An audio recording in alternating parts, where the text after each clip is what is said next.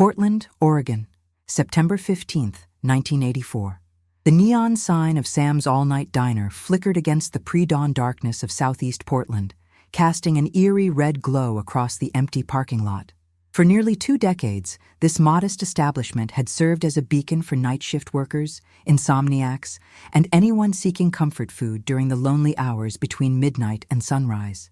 The diner's worn vinyl booths and checkered linoleum floors had witnessed countless conversations, late-night confessions, and the simple human need for connection during the darkest hours of the night. Michael Thompson had worked the overnight shift at Sam's for 3 years, arriving each evening at 11 o'clock and departing promptly at 6 in the morning. The 34-year-old cook was known for his reliability, his perfectly prepared comfort food, and his quiet demeanor that made customers feel at ease during their vulnerable late-night visits. His routine was as predictable as clockwork, a trait that would make his sudden disappearance all the more disturbing. "So glad to have you here. Comment your city so I can bring cases from your region and also know where you're watching me from." On the morning of September 15, 1984, Michael's wife Jennifer waited anxiously in their small apartment on Division Street. The breakfast she had prepared grew cold as the minutes ticked by. Michael always returned home by 6:30, sharing coffee with her before she left for her job at the local bank. By 7:15, concern had transformed into genuine worry. By 8 o'clock, when Jennifer called Sam's all-night diner, her worst fears began to crystallize. The restaurant's owner, Samuel Jenkins, answered the phone with apparent confusion. According to Jenkins, Michael had completed his shift normally, cleaned the kitchen to his usual meticulous standards, and locked up the back entrance at exactly 6 o'clock in the morning. Jenkins had arrived shortly after to begin preparations for the day shift and found everything in perfect order. There was no indication that anything unusual had occurred during the night. Jennifer immediately contacted the Portland Police Department, where Detective William Carter was assigned to investigate the missing person report. Carter, a 20-year veteran of the force, initially approached the case with the methodical caution of someone who had seen countless domestic disputes and voluntary departures disguised as disappearances. However, as he began gathering information about Michael Thompson, the case quickly took on a more serious tone. Michael's 1978 blue Chevrolet Monte Carlo was discovered 3 blocks from the diner, parked haphazardly against the curb on Morrison Street. The vehicle's doors were unlocked, the keys still dangling from the ignition, and Michael's work jacket lay crumpled on the passenger seat. His wallet remained in the glove compartment, containing $43 in cash and all of his identification. The discovery eliminated the possibility of a planned departure and immediately elevated the investigation to a potential crime. Detective Carter's initial canvass of the neighborhood yielded frustratingly little information. The area around Sam's all-night diner was primarily industrial, with a few scattered residential buildings occupied by people who either worked night shifts themselves or were accustomed to ignoring the comings and goings of others. The closest potential witness, an elderly man who lived above a nearby auto repair shop, reported hearing a car door slam around 6:15 in the morning, but could provide no additional details. The investigation of the diner itself revealed a workplace that operated with clockwork precision. Samuel Jenkins had owned the establishment for 8 years, having purchased it from the original owner who had run it since the 1960s. The restaurant employed a small but dedicated staff. Michael handled the overnight cooking duties alone, while a rotating cast of waitresses worked the front of house during different shifts. The day shift included Ashley Martinez, a young single mother who had worked at the diner for 2 years, and Robert Davis, who served as the unofficial manager during busy periods. Initial interviews with the staff painted a picture of Michael as a dedicated employee who took pride in his work. He was described as quiet but friendly, someone who arrived early for his shifts and often stayed late to ensure everything was properly prepared for the next day.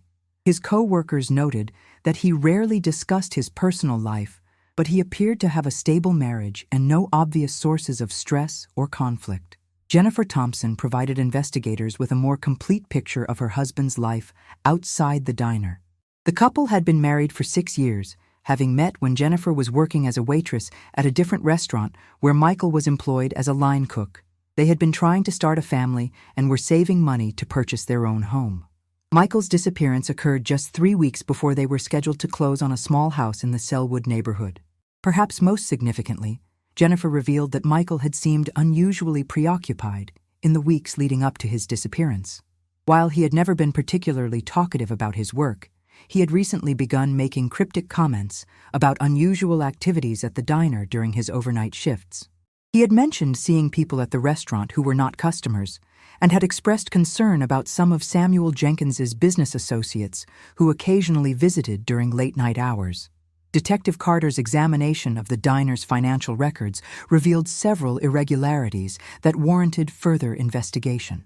While the restaurant appeared to be modestly profitable, there were unexplained cash deposits that seemed inconsistent with the volume of customer traffic during overnight hours. Additionally, several checks had been written to individuals who did not appear on the official employee roster, suggesting either off-the-books labor or payments for unspecified services. The physical examination of the diner's kitchen revealed Michael's meticulous attention to detail. Every surface had been cleaned, all equipment properly stored, and the inventory was precisely organized. However, forensic technicians discovered something unusual: traces of industrial-strength cleaning solution in quantities that seemed excessive for routine kitchen maintenance. The chemical residue suggested that someone had performed an unusually thorough cleaning of specific areas, particularly around the large industrial sink and the back storage room. As the first week of the investigation drew to a close, Detective Carter found himself facing a case that defied easy explanation. Michael Thompson had vanished without a trace during the brief window between leaving his workplace and reaching his abandoned car 3 blocks away. There were no witnesses, no obvious motives, and no clear suspects. The evidence suggested foul play, but the crime scene had been too thoroughly cleaned to yield meaningful forensic evidence. Samuel Jenkins became increasingly cooperative as the investigation progressed, willingly submitting to multiple interviews and allowing police to search the diner repeatedly. However, Carter noted subtle inconsistencies in Jenkins's recollections of the events surrounding Michael's disappearance. The restaurant owner's explanations for the unusual financial transactions became increasingly elaborate, and his demeanor suggested someone who was carefully controlling the information he provided to investigators. The case attracted local media attention, with Jennifer Thompson making emotional appeals for information about her missing husband. The story resonated with Portland residents, many of whom had frequented Sam's all-night diner during their own late-night hours. However, despite numerous tips and potential sightings, no credible leads emerged to explain Michael's disappearance. As September gave way to October, the investigation began to lose momentum. Detective Carter continued following leads and conducting interviews, but the case appeared to have reached a dead end. The Portland Police Department classified Michael Thompson as a missing person, but privately, investigators suspected that they were dealing with a homicide that had been expertly concealed. The mystery deepened when Carter discovered that Michael was not the first employee to leave Sam's all-night diner under mysterious circumstances. In the 2 years prior to Michael's disappearance, 3 other employees had departed suddenly without notice or forwarding addresses. Samuel Jenkins had explained each departure as the result of personal problems or family emergencies, but the pattern suggested something more sinister might be occurring at the modest diner on Southeast Portland's industrial strip. As autumn settled over Portland, the investigation into Michael Thompson's disappearance entered a phase that would stretch on for decades. What Detective Carter couldn't have known was that the answers to his questions lay hidden just above his head, concealed in the restaurant's ventilation system, waiting for a chance discovery that wouldn't come for nearly 40 years. The case file would remain open, but inactive, gathering dust in the Portland Police Bureau's archives while Jennifer Thompson rebuilt her life around the devastating absence of her husband. And Samuel Jenkins would continue operating his diner, serving late-night meals to unsuspecting customers who had no idea they were dining in a place where something far more sinister than food had been prepared during those dark, overnight hours. Portland, Oregon, October 1984. The investigation into Michael Thompson's disappearance entered its second month with Detective William Carter, facing a growing list of questions and a frustratingly short list of answers. The initial optimism that had driven the search efforts was beginning to fade as each potential lead dissolved under scrutiny. However, Carter's methodical approach to police work was about to uncover disturbing patterns that would transform the case from a simple missing person investigation into something far more complex and sinister. Jennifer Thompson had become a regular presence at the Portland Police Bureau, arriving each morning with coffee and determined questions about the progress of her husband's case. During one of these visits, she provided Carter with information that would prove crucial to understanding the final weeks of Michael's life. Jennifer revealed that her husband had been keeping what he called a work journal, a small notebook where he recorded his thoughts about unusual incidents during his overnight shifts at Sam's all-night diner. The journal had been kept in Michael's work locker at the diner, but when police searched the establishment following his disappearance, the locker was found to be completely empty. Samuel Jenkins claimed that Michael had cleaned out his personal belongings several weeks earlier, though this contradicted earlier statements suggesting that Michael had left no indication of his intention to leave his employment. The missing journal represented potential evidence that had vanished before investigators even knew of its existence. Jennifer's recollections of her husband's concerns proved more valuable than the missing journal itself. She described Michael's growing unease about visitors to the diner during overnight hours, individuals who were not customers but appeared to have business with Samuel Jenkins. These meetings typically occurred between 2 and 4 in the morning, when the restaurant was otherwise empty except for Michael in the kitchen. The visitors would arrive through the rear entrance, conduct brief conversations with Jenkins in the dining area, and depart without ordering food or interacting with Michael directly. More troubling were Michael's observations about the contents of these late-night meetings. He had described seeing envelopes of money changing hands, and had noticed that Jenkins would often make telephone calls immediately after these visitors departed. Michael had also mentioned seeing Jenkins writing in what appeared to be a ledger book that was kept separate from the restaurant's normal business records. These observations suggested that Sam's all-night diner might be serving purposes beyond simply feeding Portland's night shift workers. Detective Carter's investigation into Samuel Jenkins's background revealed a man whose past was more complicated than his current role as a diner owner might suggest. Jenkins had purchased the restaurant in 1976 using cash, claiming that he had saved the money from previous employment in the construction industry. However, Carter's inquiries into Jenkins's work history revealed significant gaps in his employment record, and several of his former employers had no recollection of him, despite his claims of long-term employment. Perhaps more significantly, Jenkins had been questioned by police in connection with 2 separate incidents in the early 1970s, both involving allegations of financial impropriety. While he had never been charged with any crimes, the pattern suggested someone who operated on the margins of legitimate business. The purchase of the diner coincided with a period when Jenkins appeared to have no verifiable source of income, raising questions about the true source of his down payment. The investigation expanded to include other employees who had worked at Sam's all-night diner during Jenkins' ownership. Ashley Martinez, the day shift waitress, provided a perspective that complemented Jennifer's concerns about her husband's final weeks. Ashley described a workplace environment that had grown increasingly tense in recent months, with Jenkins becoming more secretive about his activities and more controlling about employee access to certain areas of the restaurant. Ashley specifically mentioned that employees were no longer permitted to enter the back storage room without explicit permission from Jenkins. This room, which had previously been used for general storage and employee breaks, had been equipped with a new lock and was now considered off-limits to most staff members. Ashley had noticed that Jenkins would often retreat to this room during his late-night meetings with visitors, and she had observed him carrying what appeared to be business documents to and from the space. Robert Davis, who worked as the unofficial manager during busy periods, provided additional insights into the restaurant's operations that painted an increasingly troubling picture. Davis had noticed that the diner's cash receipts rarely matched the apparent volume of customer traffic, particularly during overnight hours when Michael was working alone. While the restaurant appeared moderately successful, the amount of money being deposited into business accounts seemed inconsistent with the number of meals being served. Davis also revealed that Jenkins had recently hired several individuals who never appeared to work regular shifts at the diner. These employees were listed on internal records but were rarely seen by other staff members, and their duties were never clearly explained. The payroll records for these mysterious employees showed substantial compensation for work that seemed largely invisible to other members of the team.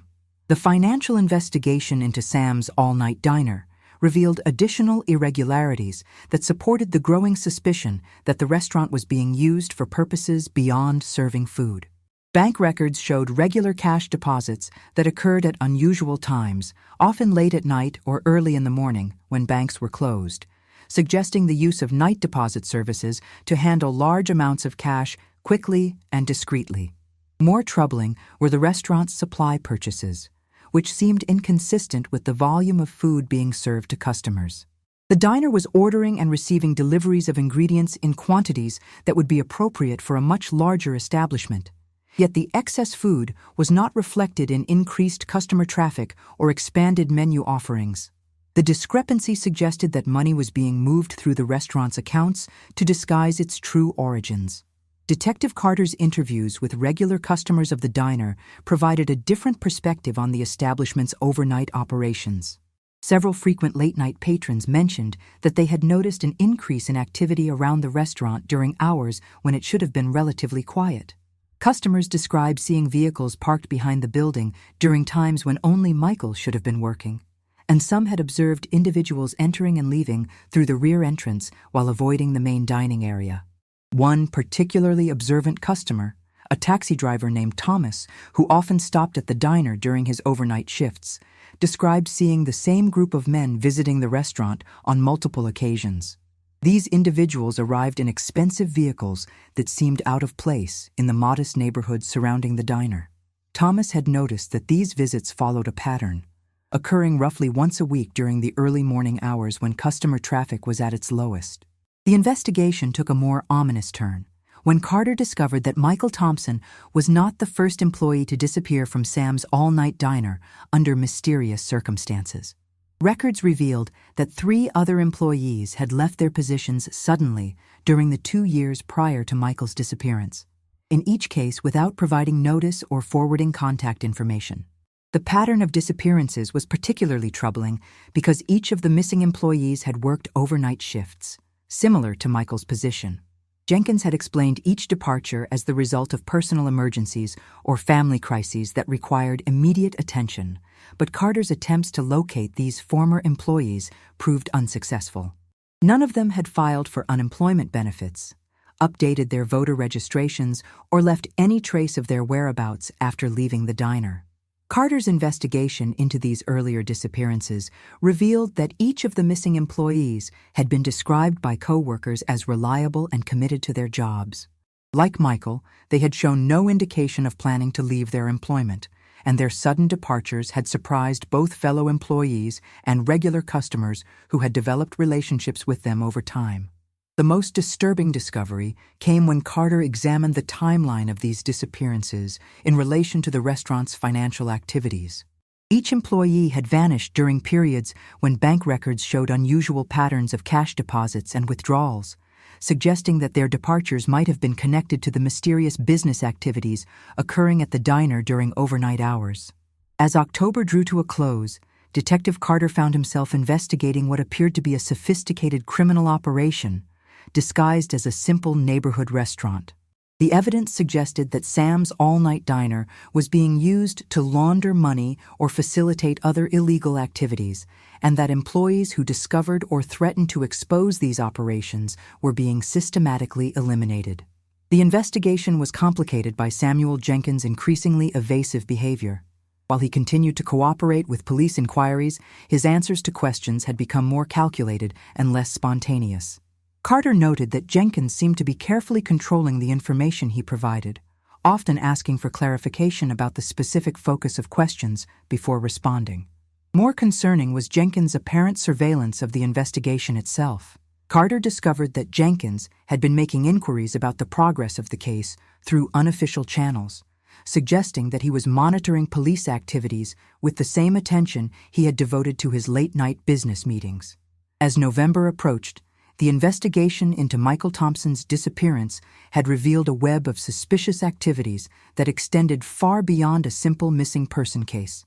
The evidence suggested that Sam's all-night diner was the center of a criminal operation that had claimed multiple victims, but proving this theory would require evidence that seemed to have been systematically destroyed or concealed. What Detective Carter couldn't have known was that the proof he needed was hidden in plain sight, concealed in a location where it would remain undisturbed for nearly 4 decades, waiting for an accidental discovery that would finally expose the truth about what had really happened during those dark overnight hours at Sam's all-night diner. Portland, Oregon, November 1984. The 3rd month of the investigation into Michael Thompson's disappearance would prove to be the most crucial and ultimately the most devastating for Detective William Carter's pursuit of justice. As Portland's autumn rain began its relentless assault on the city, washing the streets clean while simultaneously obscuring the truth that lay just beyond Carter's reach, the case was about to take a dramatic turn that would leave more questions than answers for the next 39 years. Carter's methodical investigation had transformed Sam's all-night diner from a simple missing person case into a complex web of financial crimes and systematic employee elimination. The detective had assembled a compelling circumstantial case suggesting that Samuel Jenkins was operating a sophisticated money laundering operation disguised as a neighborhood restaurant, and that employees who discovered this illegal activity were being permanently silenced. The breakthrough Carter had been seeking came from an unexpected source.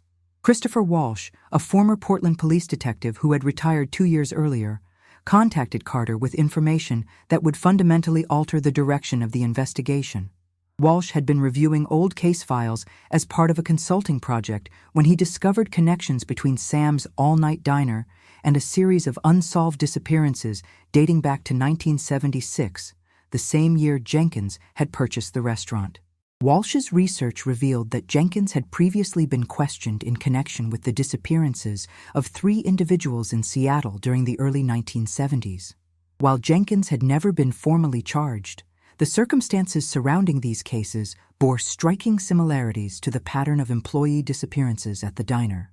In each instance, the missing persons had been involved in businesses that showed signs of financial irregularities, and their disappearances had coincided with periods of unusual cash flow activity.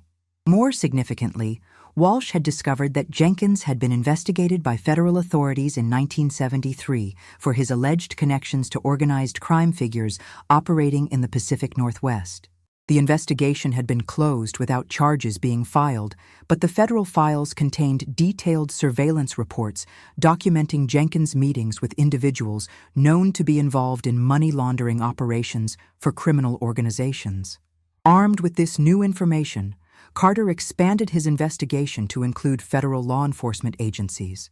The FBI's Organized Crime Task Force confirmed that Jenkins had been on their radar for over a decade, but they had been unable to gather sufficient evidence to pursue charges against him.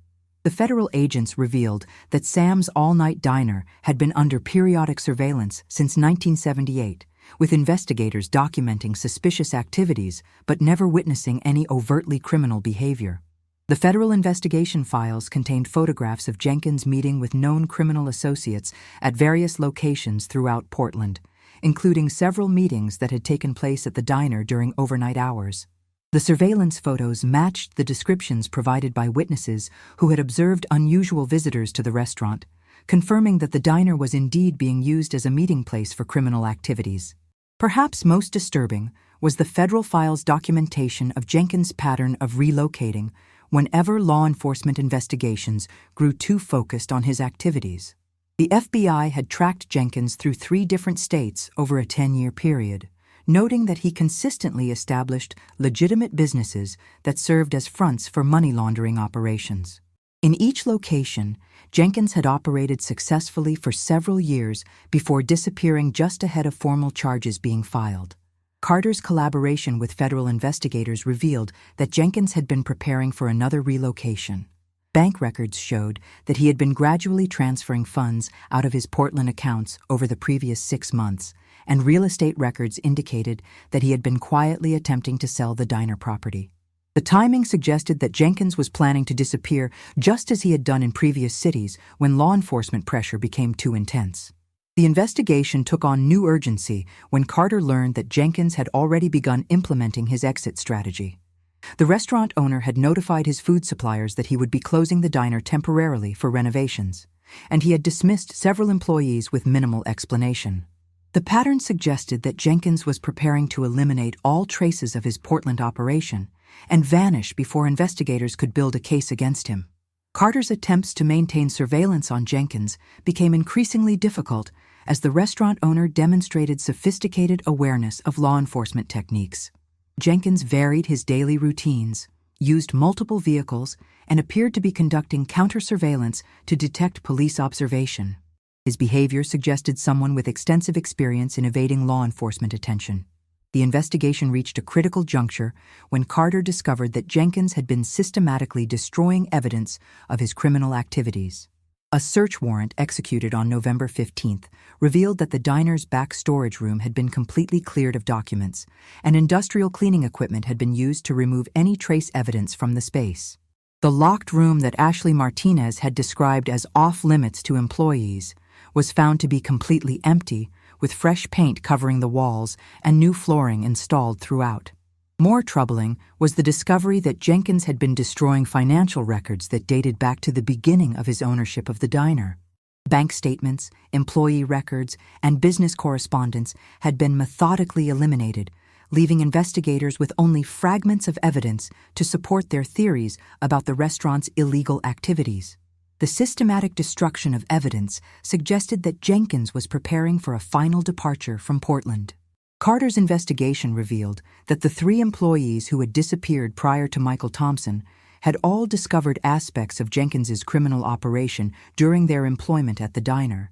Each had worked overnight shifts that provided them with opportunities to observe the suspicious meetings and financial activities that occurred during late-night hours. Their disappearances had followed a consistent pattern: initial suspicion about unusual activities, questions directed to Jenkins about these observations, and then sudden departure without explanation. The most significant breakthrough came when Carter located David Chen, a former employee who had worked at the diner in 1982 and had left suddenly after only 3 months of employment. Chen had relocated to San Francisco following his departure from Portland, and Carter's investigation revealed that Chen had left the city because he feared for his safety after witnessing activities at the diner that convinced him Jenkins was involved in criminal enterprises. Chen provided Carter with detailed information about the diner's overnight operations that confirmed many of the detective's suspicions. He described seeing Jenkins meet with men who carried briefcases full of cash and had observed the restaurant owner recording transactions in ledger books that were kept separate from the establishment's official business records. Chen had also witnessed Jenkins making threatening statements to employees who asked questions about these activities. Most importantly, Chen revealed that he had seen Jenkins dispose of what appeared to be personal belongings of former employees in the dumpster behind the restaurant. When Chen had questioned Jenkins about these items, the restaurant owner had become aggressive and had warned Chen that employees who couldn't mind their own business often found it necessary to seek employment elsewhere. Carter's investigation was approaching a climax when he received devastating news. On November 28th, just 2 days before Carter planned to arrest Jenkins on multiple charges related to money laundering and employee intimidation, the restaurant owner vanished from Portland. Sam's all-night diner was found locked and abandoned, with a hastily written note posted on the front door indicating that the establishment was closed indefinitely due to a family emergency. The abandonment of the diner marked the end of Carter's opportunity to solve Michael Thompson's disappearance through conventional investigative methods. Jenkins had successfully executed his escape plan, leaving behind a cleaned and empty restaurant that yielded no forensic evidence of the crimes that had been committed there. The systematic destruction of records and the professional cleaning of the facility ensured that investigators found no trace of the criminal activities that had operated under the cover of serving late-night meals. Carter's search of Jenkins' personal residence revealed that the restaurant owner had been planning his departure for months. The house had been methodically emptied of personal belongings. Important documents had been removed, and even family photographs had been taken down from the walls. The only items remaining were basic furniture and household goods that could be easily replaced. Perhaps most frustratingly, Carter discovered that Jenkins had been using multiple identities during his time in Portland. The social security number and background information he had provided when purchasing the diner were traced to a deceased individual, and the driver's license he had used for business purposes had been issued under falsified information. The revelation meant that even Jenkins's true identity remained unknown to investigators. The federal investigation confirmed that Jenkins had successfully disappeared from the Pacific Northwest, despite extensive efforts to track his movements. Credit card records showed no activity after November 26th, and surveillance of airports, bus stations, and border crossings yielded no trace of the fugitive restaurant owner. Jenkins had vanished as completely as the employees who had discovered his criminal activities. The case officially transitioned from an active investigation to a cold case file on December 15, 1984, marking the end of Carter's 3-month pursuit of answers about Michael Thompson's fate. The detective had assembled compelling evidence that Jenkins was operating a criminal enterprise and had likely murdered multiple employees who threatened to expose his activities, but the systematic destruction of evidence and Jenkins' successful escape had made prosecution impossible. Carter's final report on the case documented the sophisticated nature of Jenkins' criminal operation and his methodical approach to eliminating evidence and witnesses. The detective concluded that Michael Thompson and the 3 other missing employees had likely been murdered by Jenkins when they discovered or threatened to reveal the illegal activities occurring at Sam's all-night diner during overnight hours. The investigation had revealed a chilling pattern of predatory behavior that had claimed multiple victims over nearly a decade, but the absence of physical evidence and the disappearance of the primary suspect left the case without resolution. Sam's all-night diner would remain empty for several months before being sold to new owners who were unaware of the dark history that had unfolded within its walls. What Detective Carter could not have known as he filed his final report was that Samuel Jenkins had made one critical error in his otherwise flawless escape plan. Hidden in a location that even the most thorough cleaning could not reach, evidence of his crimes would remain concealed for nearly 4 decades, waiting for an accidental discovery that would finally expose the truth about the fate of Michael Thompson and the other victims of the Midnight Diner's dark secret. Portland, Oregon, March 15, 2023. Nearly 4 decades had passed since Detective William Carter closed the case file on Michael Thompson's disappearance, and the old Sam's all-night diner had transformed through multiple incarnations before settling into its current identity as Grind Coffee House, a trendy establishment that served artisanal beverages to Portland's tech workers and students. The building's dark history had been forgotten by most, buried beneath layers of renovation and the relentless march of urban renewal that had transformed Southeast Portland's industrial corridor into a vibrant commercial district. Daniel Foster had been conducting health inspections in Portland for 12 years, and he approached his work with the methodical attention to detail that had earned him recognition as one of the city's most thorough health department officials. At 41, Foster had inspected thousands of food service establishments, from high-end restaurants to food trucks, and he prided himself on his ability to identify potential health hazards that less experienced inspectors might overlook.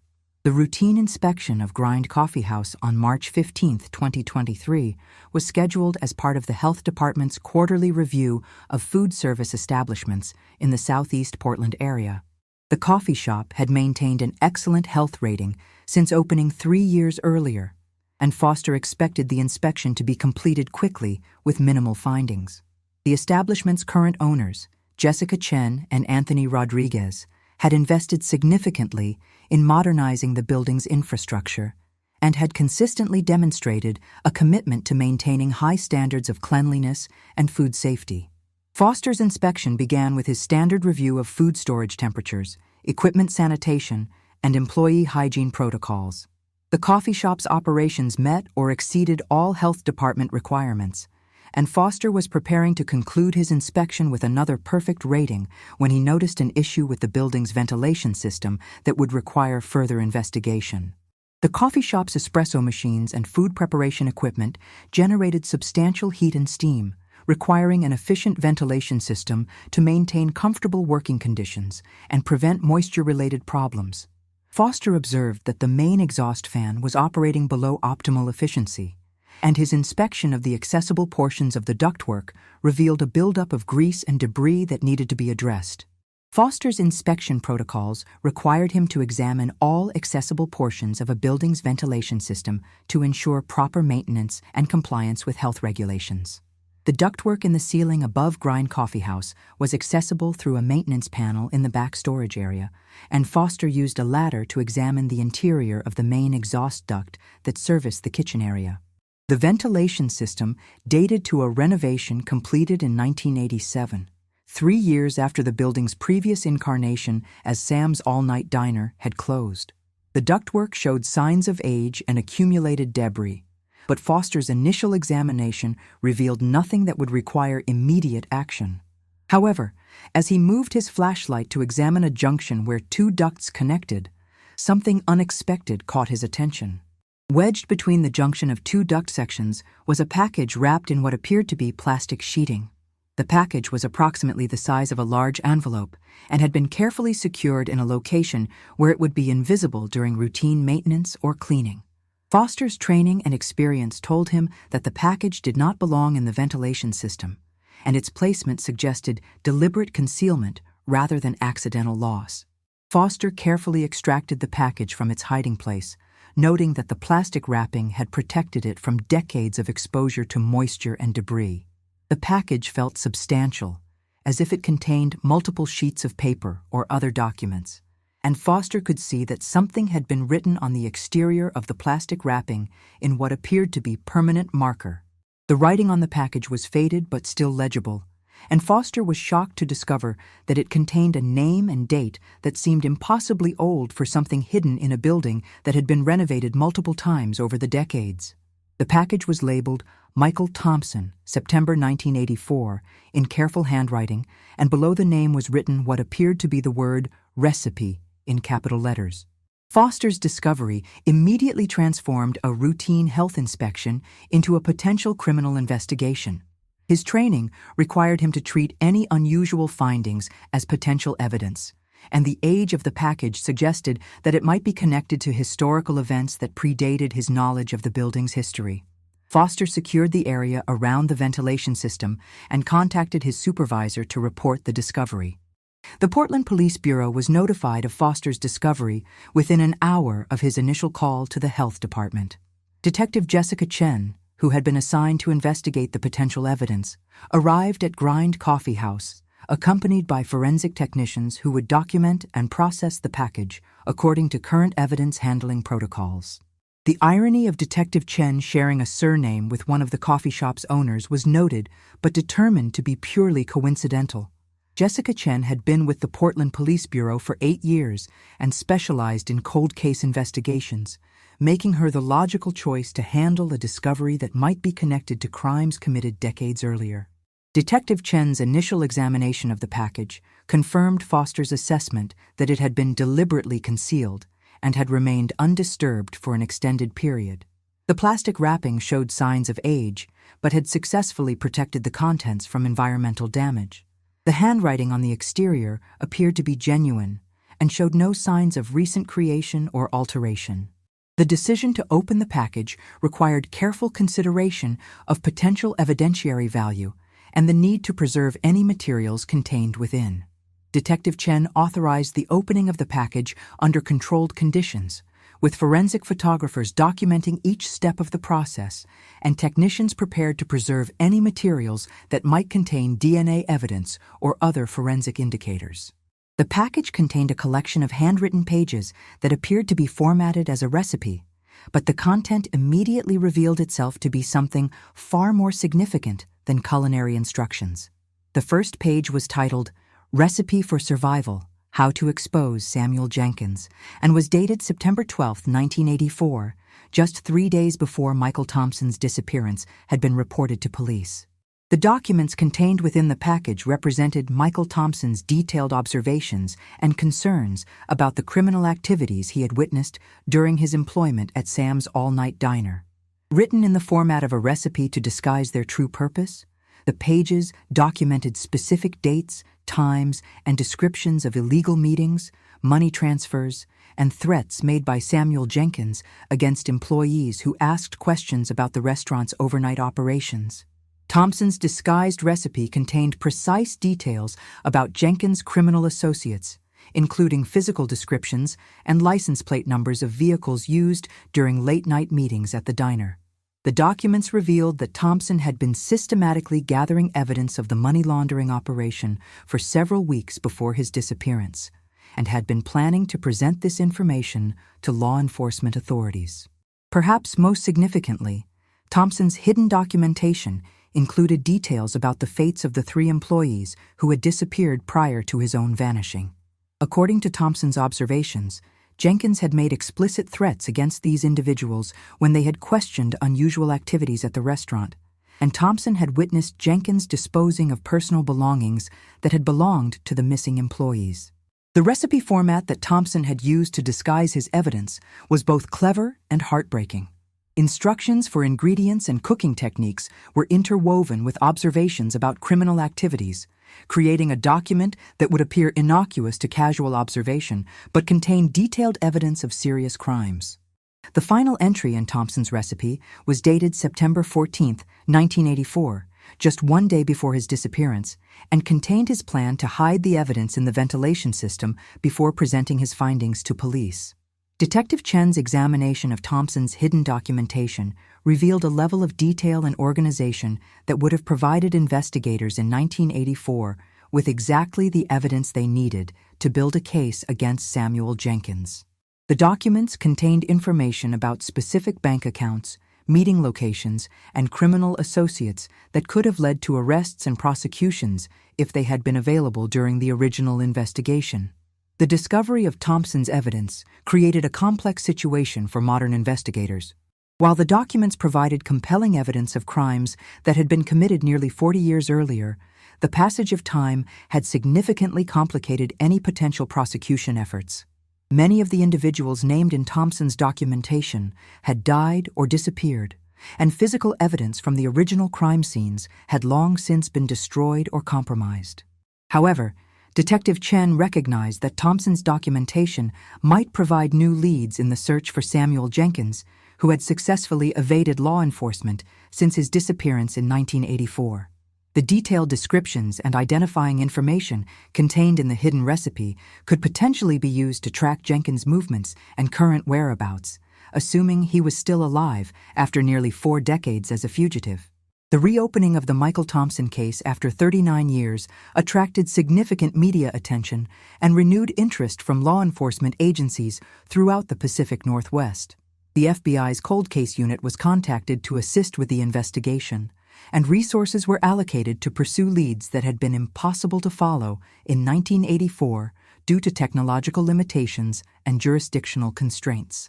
Perhaps most importantly, the discovery of Thompson's evidence provided closure and validation for family members who had spent decades wondering about the fate of their loved ones. Jennifer Thompson, now in her 80s, had remarried and relocated to California years earlier, but she was contacted by investigators and informed that her first husband's disappearance had finally been resolved through his own courageous efforts to document the crimes he had witnessed. The hidden recipe that Michael Thompson had concealed in the ventilation system of Sam's all-night diner represented more than just evidence of historical crimes.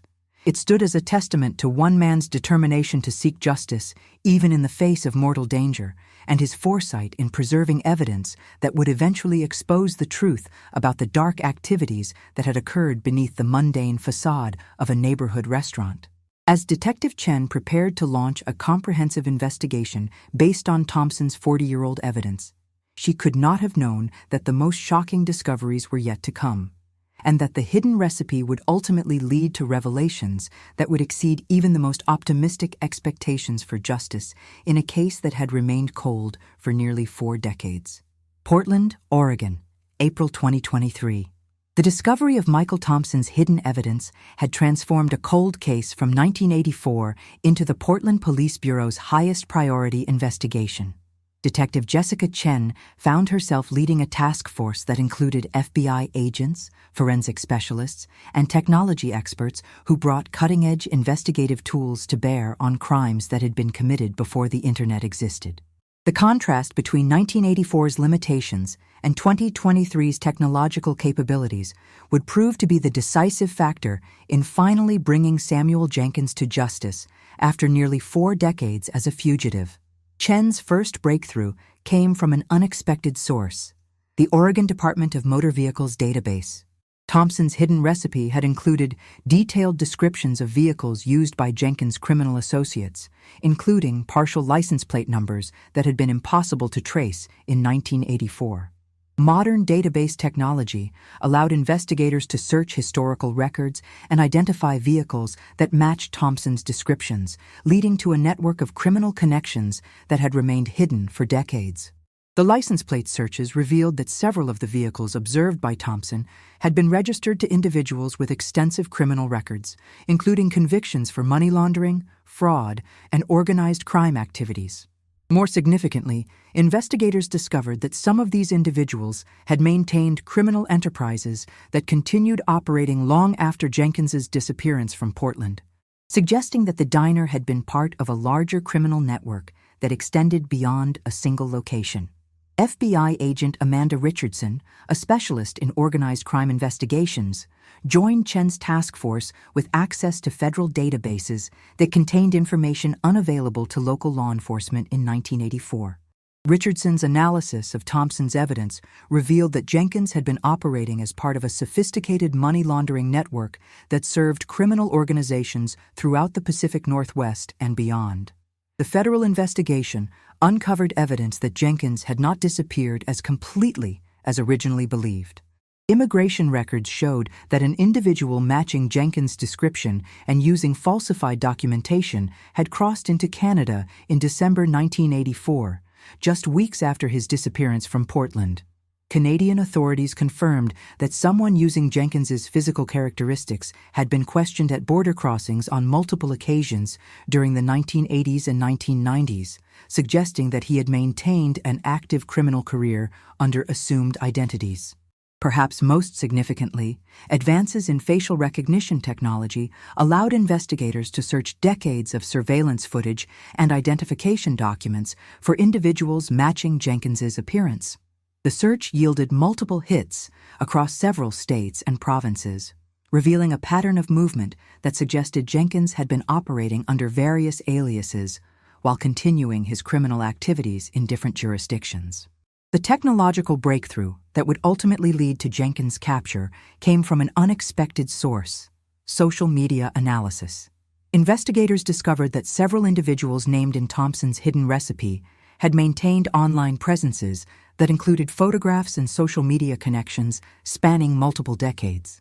Advanced image analysis software identified an individual who appeared consistently in the background of photos posted by different people across various platforms and time periods. The individual identified through social media analysis matched Jenkins' physical description and appeared to have aged appropriately for someone who would now be in his late 70s. More importantly, the photographs revealed that this person had been present at multiple locations and events that corresponded to areas where criminal activities matching Jenkins' historical pattern had been reported to law enforcement agencies. Chen's investigation team used geolocation data from social media posts to track the movements of the individual they believed to be Jenkins. The analysis revealed a pattern of residence and travel that centered around small towns in Arizona and New Mexico, areas that offered anonymity and limited law enforcement presence that would appeal to someone seeking to avoid detection. The investigation took on new urgency when analysts discovered that the individual they were tracking had been using increasingly sophisticated methods to conceal his identity and activities. Recent social media activity suggested awareness of digital surveillance techniques, and the subject had begun altering his appearance and movement patterns in ways that indicated possible knowledge of the reopened investigation. Federal authorities obtained warrants to conduct comprehensive surveillance of the individual identified through the social media analysis. The surveillance operation, conducted jointly by the FBI and local law enforcement agencies in Arizona and New Mexico, confirmed that the subject was indeed Samuel Jenkins, and that he had been living under the assumed identity of Robert Dalton for nearly 4 decades. The surveillance revealed that Jenkins had maintained his criminal lifestyle while living as Robert Dalton, operating what appeared to be a legitimate used car dealership that served as a front for money laundering activities. The business model was remarkably similar to his use of Sam's all-night diner in Portland, suggesting that Jenkins had continued using the same criminal strategies that had proved successful in the 1980s. Perhaps most disturbing was the discovery that Jenkins had not abandoned his pattern of eliminating witnesses who threatened to expose his criminal activities. Surveillance and investigation of his current operations revealed evidence suggesting that at least 2 employees of his used car dealership had disappeared under suspicious circumstances in recent years, indicating that Jenkins continued to pose a threat to anyone who discovered his illegal activities. The investigation team's analysis of Jenkins' current criminal enterprise revealed connections to drug trafficking, human trafficking, and financial crimes that extended far beyond the money laundering operation he had conducted in Portland during the 1980s. The scope of his ongoing criminal activities suggested that his escape from Portland had allowed him to expand his operations rather than retire from criminal activity. Federal authorities coordinated with Mexican law enforcement agencies when surveillance revealed that Jenkins' current operations included cross-border criminal activities. The international scope of his criminal enterprise required careful coordination between multiple law enforcement agencies and highlighted the sophisticated nature of the organization Jenkins had built during his decades as a fugitive. The decision to arrest Jenkins required extensive planning due to his demonstrated history of successfully evading law enforcement and his apparent awareness of modern surveillance techniques. Federal authorities developed a comprehensive arrest plan that included simultaneous raids on multiple locations associated with Jenkins' criminal enterprise to prevent his escape and secure evidence before it could be destroyed. The arrest operation was scheduled for May 15, 2023, exactly 2 months after Daniel Foster's discovery of Thompson's hidden evidence. The timing was chosen to maximize the element of surprise while ensuring that all aspects of Jenkins' criminal organization could be addressed simultaneously. The operation involved over 50 federal agents and local law enforcement officers across 3 states. Surveillance leading up to the arrest revealed that Jenkins had maintained the same methodical approach to criminal activity that had characterized his operations in Portland during the 1980s. He continued to conduct business meetings during late-night hours, maintained detailed records of his illegal activities, and demonstrated the same paranoid awareness of potential law enforcement attention that had allowed him to escape from Portland decades earlier. The investigation team discovered that Jenkins had been monitoring news reports about the reopened Michael Thompson case, confirming that he was aware of the discovery of the hidden evidence and the renewed law enforcement interest in his activities. This knowledge had prompted him to begin implementing what appeared to be another escape plan, similar to the strategy he had used to disappear from Portland in 1984. Perhaps most significantly, investigators learned that Jenkins had maintained detailed records of his criminal activities throughout his decades as a fugitive, apparently believing that his careful documentation would protect him from prosecution by providing evidence against his criminal associates. This overconfidence in his ability to manipulate the legal system would prove to be his ultimate downfall. The surveillance operation revealed that Jenkins had been living comfortably under his assumed identity, owning property, maintaining business relationships, and even participating in community activities in the small Arizona town where he had established his base of operations. His ability to maintain a facade of respectability while conducting extensive criminal activities demonstrated the sophisticated nature of his deception and the challenge he had posed to law enforcement agencies for nearly 4 decades. As the arrest operation approached, Chen reflected on the remarkable chain of events that had led from a routine health inspection to the capture of one of the Pacific Northwest's most elusive fugitives. Thompson's courage in documenting Jenkins' crimes and his foresight in hiding the evidence had finally achieved its intended purpose, bringing justice to victims who had waited nearly 40 years for resolution. The investigation had revealed that Jenkins's criminal activities had affected far more victims than originally suspected, and that his escape from Portland had allowed him to continue causing harm for decades. The arrest would not only provide closure for the families of his original victims, but would also protect potential future victims from an individual who had demonstrated a consistent pattern of predatory criminal behavior. As federal agents prepared to execute the arrest warrants that would finally bring Samuel Jenkins to justice, the investigation team knew that they were about to close a case that had haunted law enforcement for nearly 4 decades. Thanks to the heroic actions of a cook who had risked everything to ensure that the truth would eventually be revealed. Tucson, Arizona, May 15, 2023. The dawn arrest of Samuel Jenkins, operating under the assumed identity of Robert Dalton, marked the culmination of the most extensive cold case investigation in Portland Police Bureau history.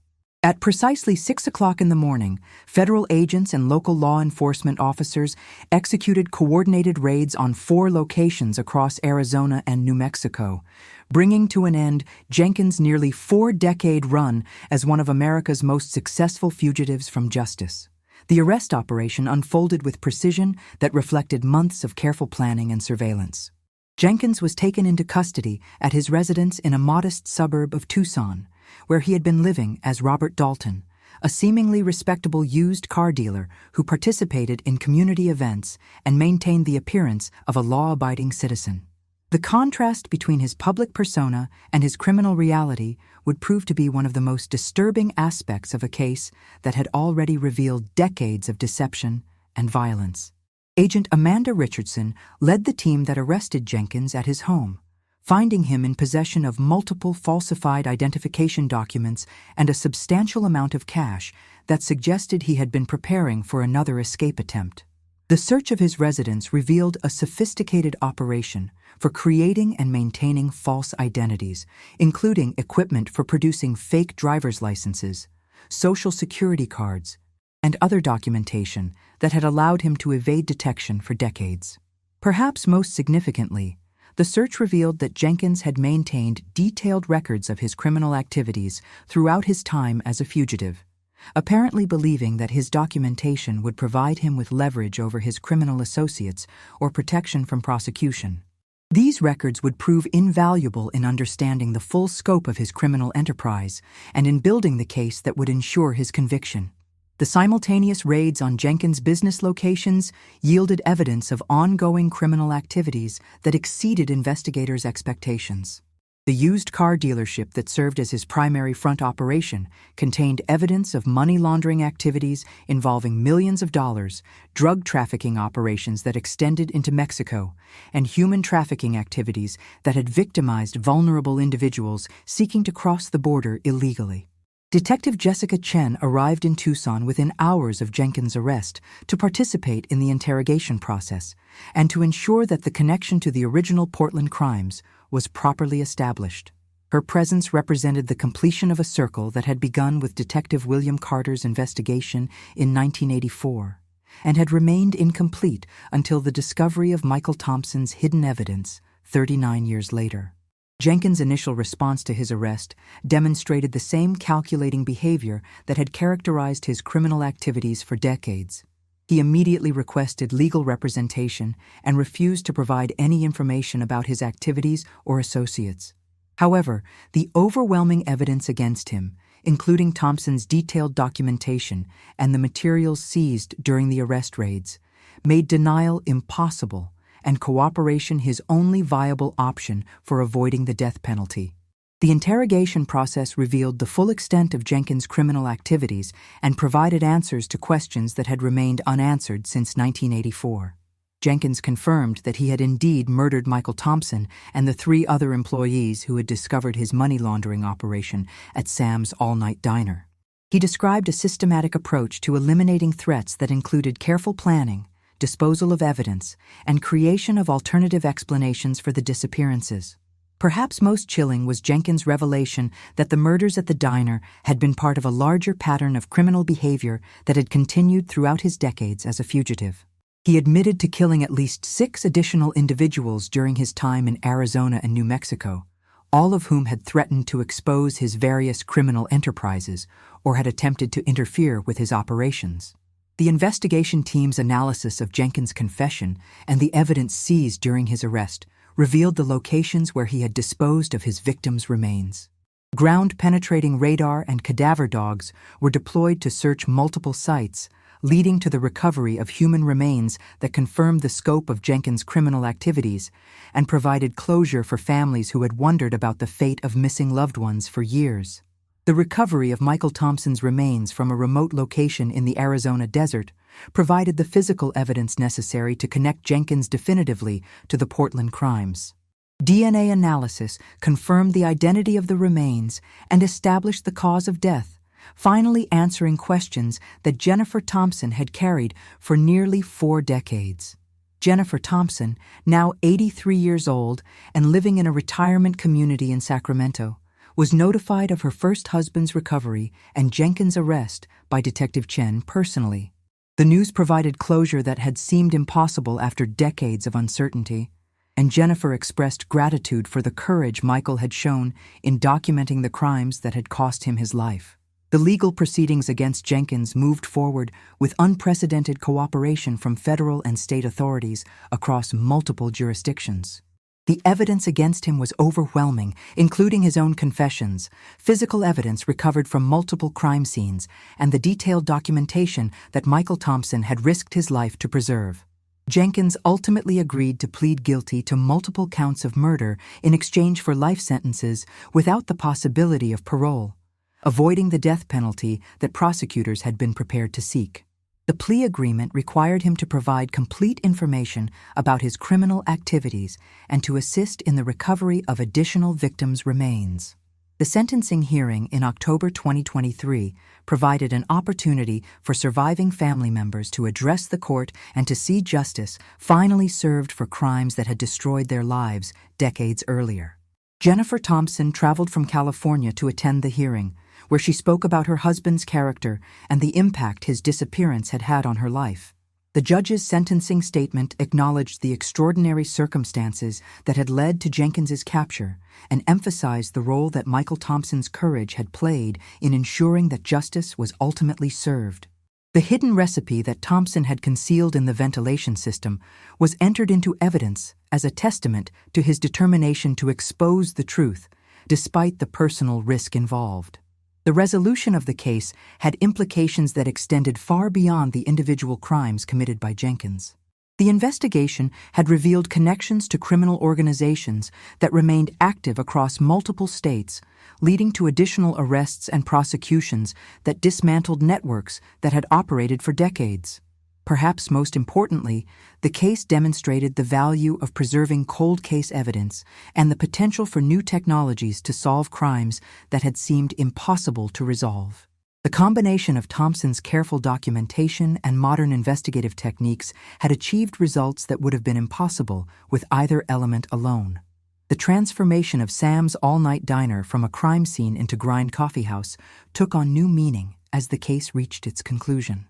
The building had witnessed both the darkest criminal activities and the preservation of evidence that would ultimately bring justice to the victims. The current owners of the coffee shop expressed their intention to create a memorial recognizing Michael Thompson's courage and sacrifice. Daniel Foster, the health inspector whose routine inspection had led to the discovery of Thompson's evidence, was recognized by the Portland Police Bureau for his role in solving one of the city's oldest cold cases. His attention to detail and proper handling of the evidence had ensured that Thompson's sacrifice was not in vain. The case files from the original 1984 investigation were reviewed to identify any lessons that could be applied to current investigative practices. While Detective Carter had conducted a thorough investigation within the limitations of available technology and resources, the case highlighted the importance of preserving evidence and maintaining detailed records that could be re-examined as new technologies became available. The media coverage of Jenkins's arrest and conviction brought national attention to the case and sparked renewed interest in other cold cases that might benefit from similar applications of modern technology to historical evidence. The success of the investigation provided hope for other families who had spent decades seeking answers about missing loved ones. The final chapter of the case was written in November 2023, when Michael Thompson's remains were returned to Portland for burial beside his mother in a ceremony attended by law enforcement officers, family members, and community members who had been touched by his story. The gravestone inscription recognized him not only as a beloved husband and son, but as a hero whose courage had ultimately brought justice to multiple victims of serious crimes. The hidden recipe that had preserved evidence for 39 years was preserved in the Portland Police Bureau's archives as a reminder of the power of individual courage in the face of overwhelming evil.